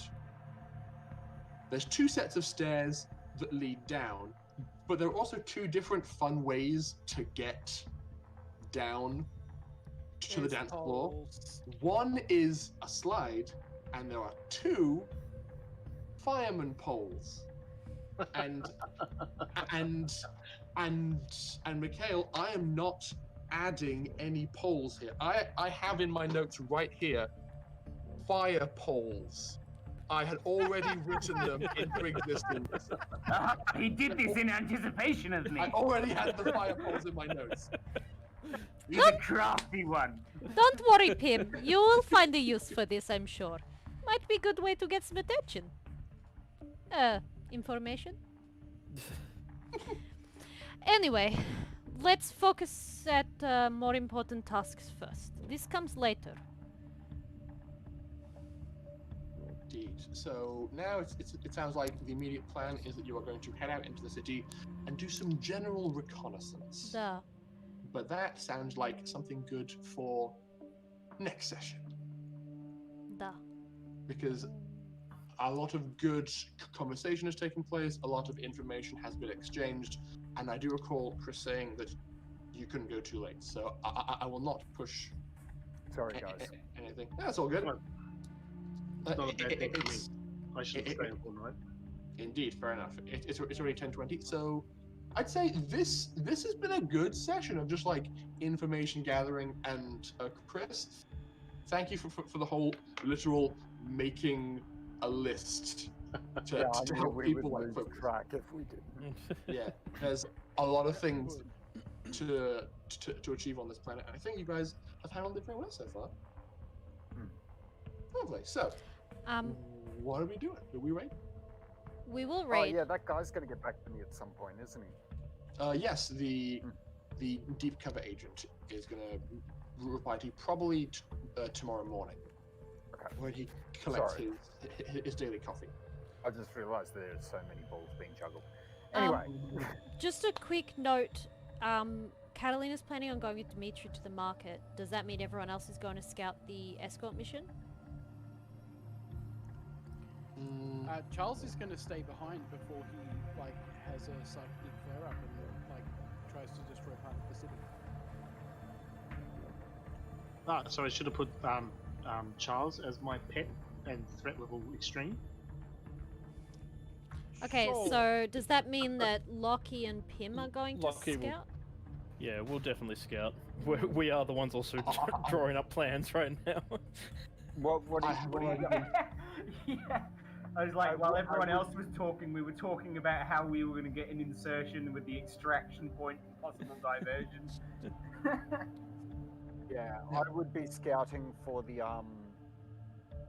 that what you call it as well, the convoy. Yeah, but you're doing it from inside the. No, I'd be going with them. Oh, I thought you weren't going out. Oh, you're not going clubbing. Okay. Which reminds me, Lockie, yeah? Or Ash, I actually found a really good insertion point. Not far from where your dot is, yeah? If we were to divert... We'll talk about it after. Okay, yeah, good point. Yeah. After. Sorry, I was just trying to just make sure that Rory knew what to plan for next week so that he knows where It's all good. I'm glad to have the information and I can prepare accordingly. So, I hope everybody's had a wonderful time. I mean, it's been a good amount of info dumping, but I was glad to hear, Alice, that you were taking notes during this session. As best I could. You should take notes, especially during a session like this one. Regardless, we are going to be doing ourselves an honest to goodness raid, if we can find somebody. Yes, who should we raid? Forward Scripted is playing D&D.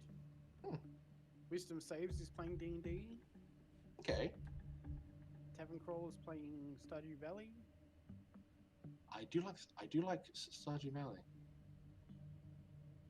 DJ Quiche. Quiche? DJ Quiche is playing music. I have a whole heap of music channels in there now. Cool. Let's have a look. Just picked up one. I washed my hair and now it's all poopy. Aww. Poopy or floofy? Poofy. You know. It's poofy, right. It's nice having poofy hair, See, Chris and I are just unintentional twinsies with the same color hair. I was going to mention, nice dye job. Thank you. Okay, one of us has to change. See, look, we're twinsies when his camera loads. Indeed. So yes. Okay, so which one Let are we us going raid. to? Wisdom Saves. Good night, Kit. Tavern Crawler. Good night. I'd say let's do wisdom save, shall we? Why not? Sure. Okay.